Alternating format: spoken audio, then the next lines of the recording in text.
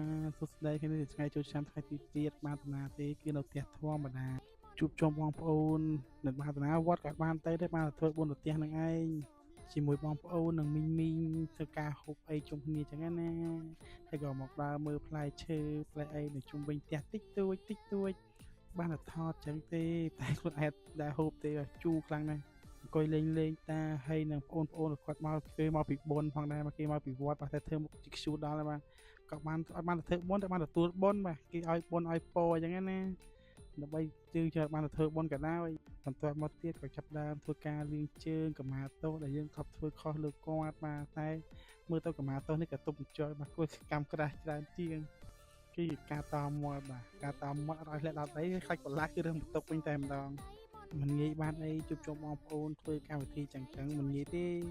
ពីច្រើនដើរលេងបែកជើងគ្នាអស់ហ្នឹងចាំហ្នឹងយើងនៅជុំគ្នាបានតិចតួចទេតែបើតាមទេប៉ិតមិនចង់ដើរគឺលុយស្ទើកើតចឹងហើយគឺមិនអាចដើរបានទេមានជុំបងប្អូននៅផ្ទះនឹងឯងគឺលុយស្ទើខាច់មកខាច់ក្រោយ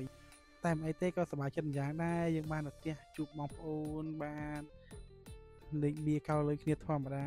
ទូបានដើរលេងក៏បានចាញ់បៀនៅផ្ទះដែរហើយក៏ឲ្យតាជួយកលាស់ទឹកឲ្យអីក៏តូមានសេរីមង្គលចឹងណាអូនពូមីងក៏កលាស់ទឹកឲ្យពរឲ្យជ័យចឹងទាំងម៉ាក់ទាំងមីងទាំងអីចឹងទៅបានទទួលពរទួលជ័យឆ្នាំថ្មីសំណាងល្អស្អាតគ្នាចឹងណានេះជួបជុំបងប្អូនមានចឹងថតទៅថតមកងាយញ៉ៃពីហ្នឹងស្ដាប់គ្នាជុលទេបាទទាញកាមេរ៉ាថត